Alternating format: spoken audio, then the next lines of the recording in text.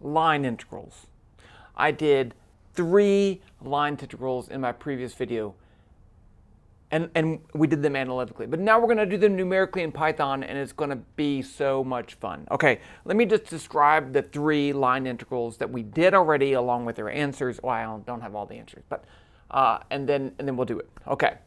So this first one over here, let me switch right here. This first one right here, it was just a point moving from here to there along a diagonal path and in gravity. So we did the work done by gravity. So the mass was 1. The work done is then going to be 9.8 joules, right?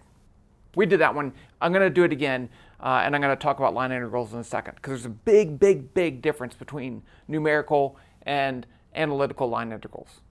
Okay, the next function that we did, and I thought I did it wrong and I did it right, was this function. I had this weird function, cy(x hat minus cxy hat. So we didn't have a simple function, and I kind of drew it right here. The force arrow changes directions like that. But we're going to begin from the point 0, 1 to 1, 0, and we calculate the work. I calculate the work as 1. We're going to do that numerically. That one's going to be fun. And then finally, we have this one with the Earth, and moving from 3 Earth radiuses to 2 Earth radiuses using the gravitational force negative gm mass, which is just going to be 1, mass of the Earth, r squared, which is this distance, times that unit vector r hat. Okay, now let's talk about analytical line integrals. Because remember what we did, we have here the definition of work. F dot dr, the integral of F dot dr from point 1 to point 2. Now, it can get complicated, right? Because how do I know if I'm dealing with 2-dimensional situations, how do I deal with point 1 and point 2? And the answer is you got to break it into an integral along in the x direction and the y direction. Because my path integral element dr is dx x hat plus dy y hat.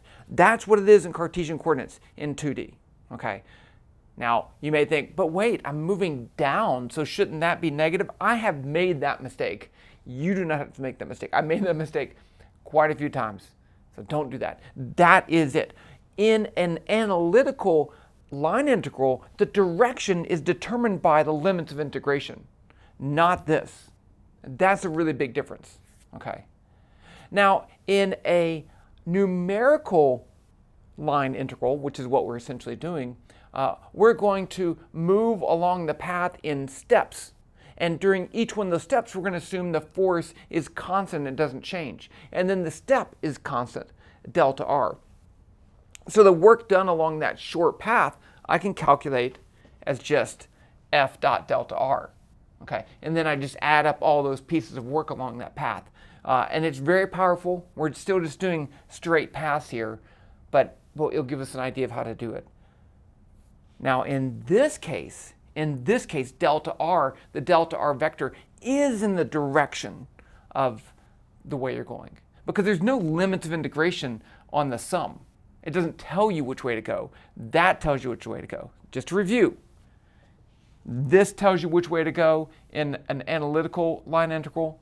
That tells you which way to go in a line integral. So that if I did an analytical, am I harping on this too much? I'm harping on it because I made this mistake.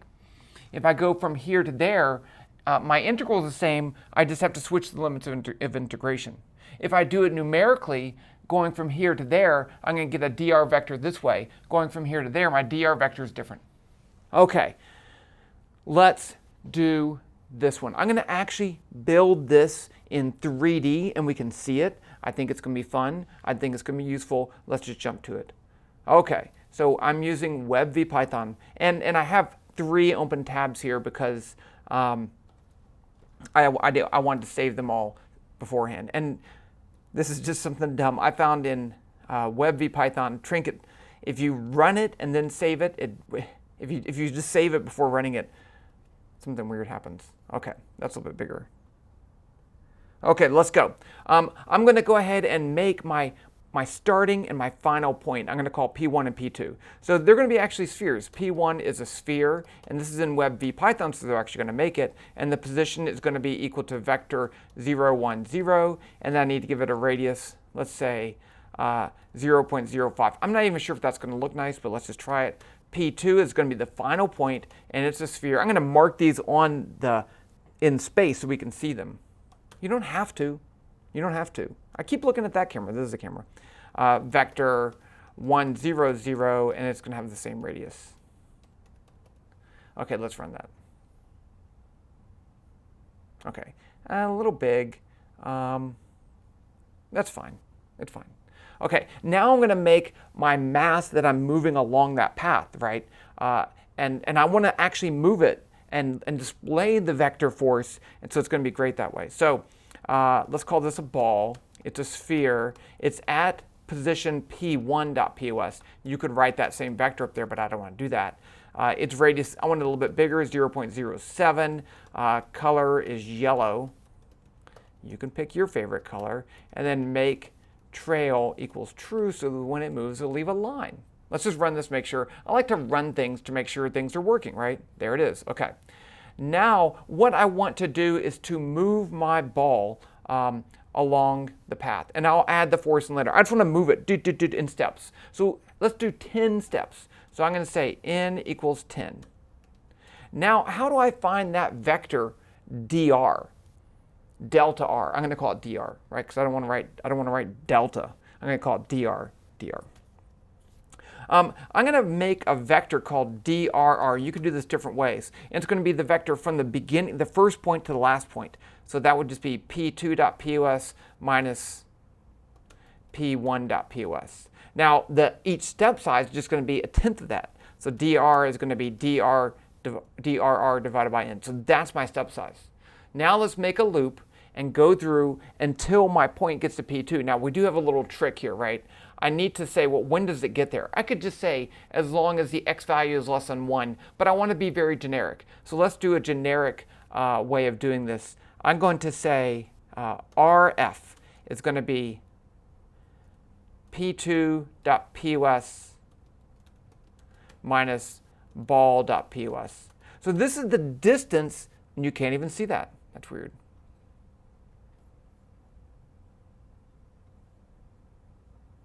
This is the vector from the ball to the final point. And I can use that vector to say when I'm done. So let's do this.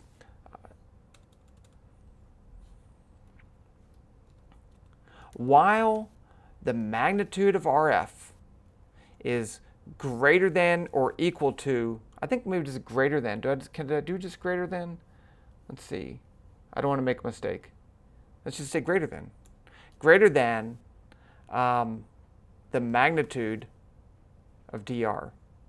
So this says keep doing this as long as the step size is greater than the distance to the step. And you have to be very careful, because I said if I said something really small, what would happen would be I'd jump over that distance and never get to it, and I just keep on going forever. But we make mistakes and we correct them, and that's how we do stuff like that. Let's do a rate of 10. So rate of 10 says we're going to do 10 steps per second because I want to see it. Now I'm just going to move the ball. Ball.pos equals ball.pos plus dr. That's it.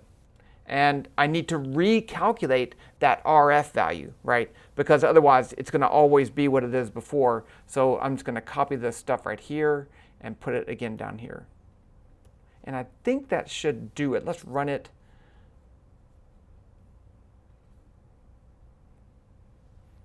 The ball moved along the path. Okay, now the next thing I'm going to do is to define the force, and then we can do the work. Let's make the force a function. I'm going to call it def f rt. So I'm going to pass it a position. I'm going to assume the force depends on a position. I'm going to pass the position, and it's going to return the vector force. Now in this case, there is no position dependence. It's just mg. So let's just say return, but you'll see I'm going to use this for later. Return the vector. Did I say what g was? Let's just say return the vector 0 m. I'm just going to do it like that, right? Because we had a mass of 1, so that's going to be my vector. Now, I want to do one more thing. I want to display the force just for fun. So let's make the force an arrow. First, I'm going to make something called f-scale, because I'm going to display this arrow in space. So, but the force is in newtons, so I need a way to convert between those two to display it. And otherwise, it'll be too big or too small. So I'm just going to pick 0.1 and then manually change that. So F arrow is going to be an arrow. Its position is going to be the ball's position. And then the axis is going to be F scale times F of ball.pos, right? So I'm going to pass the vector position of the ball, and that's going to return the function, the vector function, which again is constant, but I'm going to use this again later. And let's make it color equals color.cyan. So now down in my loop, I need to, every time my ball moves, I need to move the arrow. So I move the ball, let's move the arrow. So F arrow.pos equals ball.pos because the ball moved. And then I need to change the axis. So let's just, now again, it didn't change here, but F arrow, or Pharaoh if you want, Pharaoh.axis is going to be equal to F scale times F of ball.pos. Let's see what that looks like. We haven't calculated the work yet. Okay. Run it. Okay, so see, the arrow is a little bit too big. Let's make that smaller. Let's try half the size. And it's just for looks, right? It's not for any, no. It's just for looks. It's an artistic question. I mean, that looks pretty good. I'm going to leave it like that. Okay, so now let's calculate the work. So in order to calculate the work along each step and add it to the work, I need to start off with the work. So let's start off with the work is equal to 0. So then when I calculate the work during each step, I can add it to that. So I move the ball, I calculate the arrows, but that's just that. Let's just calculate it right here. I'm going to call it D work, the work during that step. It's F dot delta R. So I need to calculate F dot delta R. So I'm going to say dot product, right? That's a built-in function in WebVPython. F of ball.pos, and then dr. Now I'm going to add that to my total work. Work equals work plus d work. 10 steps, okay? So now I'm going to, at the end of this, I want to print out that work. Print work equals work. And I'm even going to give it units because, you know, let's be cool and all. Let's not go crazy and leave off units. We're not mathematicians. It's just a joke. Okay, so it moved along, and then I got the work of 9.8 joules. Now, in this case, the size of the step didn't matter, right? Because I assumed the force is constant, but the force was constant. So it doesn't matter how many steps I take it. And we could change that. I could do, we could change it to 100. And then I do want to increase my rate right there so it doesn't take forever. And it looks nicer, right? But you don't see the steps. I like to see the steps. Okay, first calculation done. Good job, double high five. Okay, next one, we're going to do the other function. So I'm going to go over here, and I'm going to highlight everything and copy, and I'm going to save this. Did I not save it before? Okay, now I'm going to go over to my other thing, and you can see I have print1. And let's paste. So now I have the same program, right? It should, and let's just run it just to make sure. Okay, it's the same thing. But what I want to do is to modify it. I'm going to change this to 10. I'm going to change this rate to 10. Is that too small? It's too small. That's good. Okay, now what's different about my new function? I still have the same starting point. I still have the same final point. I still have the same path. What changed was my function, my force function. So all I'm going to do is to change this right here. I'm going to change this and make it, you can't see it right here. Yes, you can. I'm going to make it that. cy x hat minus cx y hat. So I can do that. Let's say c equals 1, just to be fun, right? And then down here, I want to say the x component is going to be c times the y component of the vector that I give it. So that's rt.y. rt is the thing I pass into the function. I'm calling it rt. And rt.y is the y component. Now for the x component, it's going to be negative c times rt.x. And for the z component, it's 0. So I have to have a three-dimensional vector in WebVPython because it's 3 dimensions. I'm done. I'm done. Okay? Now, I'm not done because I know one thing that's going to happen. Let's just run this and see what happens. Oh, I missed a parentheses. I'm not done. Okay, that's fine. We can fix that. That's fixable. Okay, so it moved and it calculated the work of 1 joule even with 10 steps. So that's pretty cool. But I can't see the arrow because again the scale's the scale's wrong, right? So in this case the arrow is much smaller. So let's just try 0.1. I'm just guessing here. You could print the size of the arrow. Still can't see it. Let's say 0.5.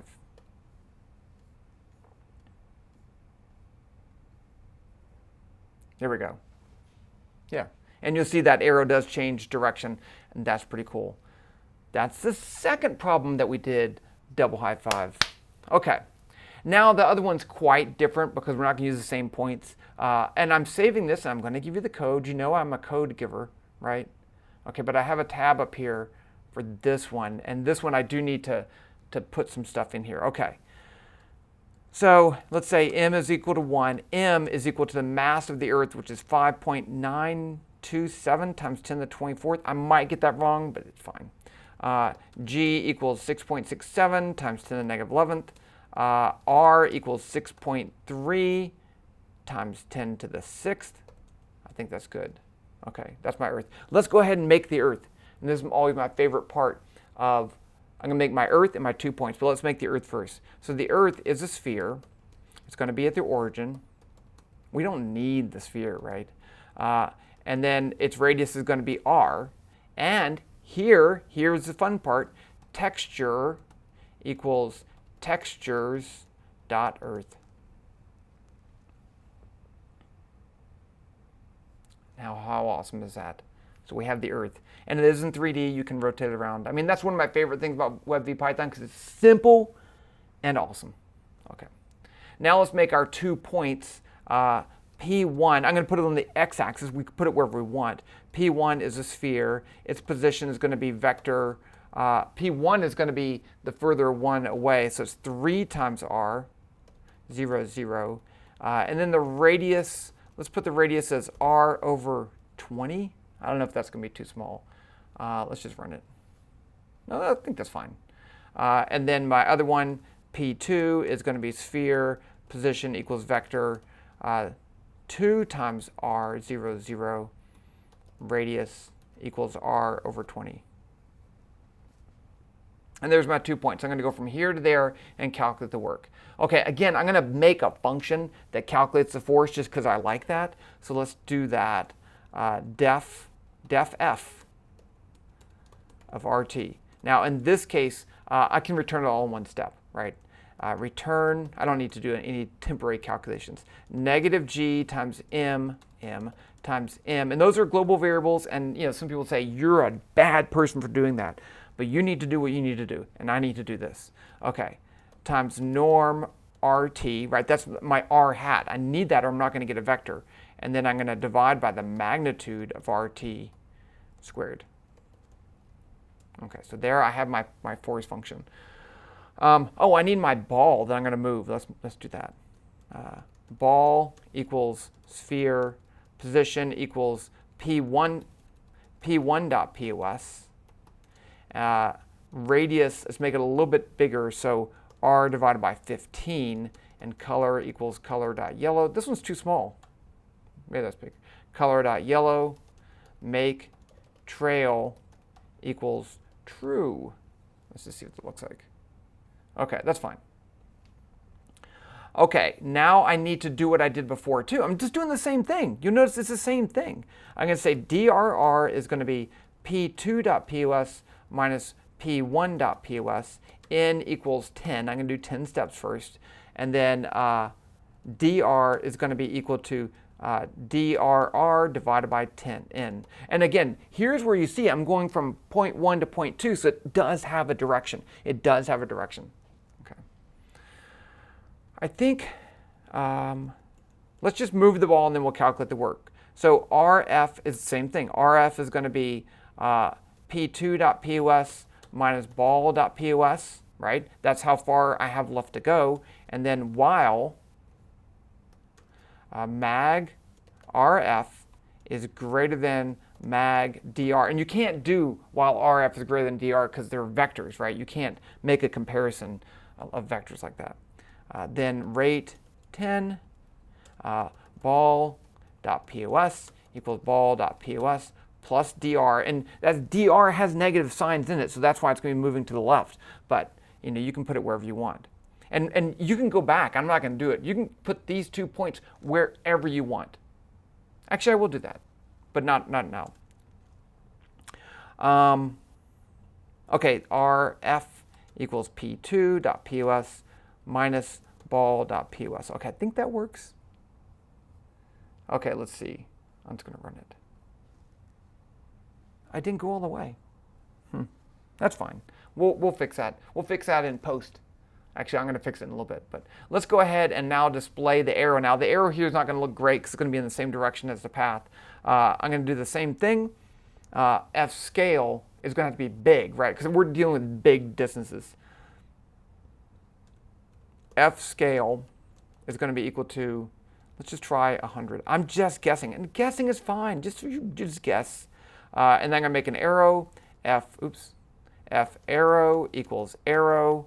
Position equals ball.pos. Axis equals F ball.pos. Oh, then I need times F scale. And then color equals color.cyan. And let's move that again. F arrow.pos equals ball.pos. F arrow, no, arrow.axis equals F scale times F ball.pos. Let's see what it looks like. I think it's going to be too small. Okay, let's make it bigger by 100. It's going to add 2 zeros here. That's probably going to be too big. Too small. Add 2 more hundreds.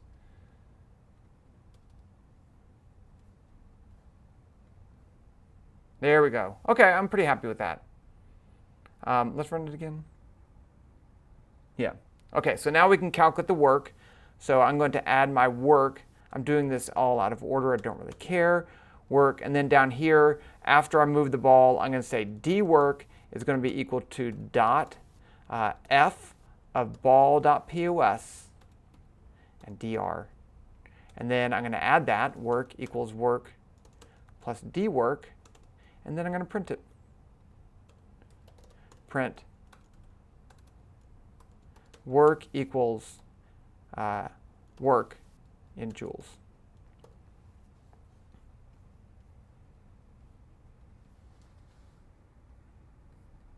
And there's my work. Okay. I assume that's right. You can check that. Let's just make this in 100. I'm not going to. Actually, let's do this. What I want to do is this. Greater than or equal to down here. I think that'll help. Greater than or equal to. And run that. There, got all the way there. Okay, awesome. Now, you can play around with this and check stuff. And just so you know, that is in 3D. Okay, so that's kind of awesome. It is awesome, actually. What I want to do is start with the same position, but I want to move, just for the fun of it, move the final position to somewhere else. So let's just give this a, let's just say this is 2 times r in that direction. So now I'm going to be moving still in a straight line, but I'm going to be calculating the work in a weird way, right? Look at that. Let's make that force a little bit bigger. 2.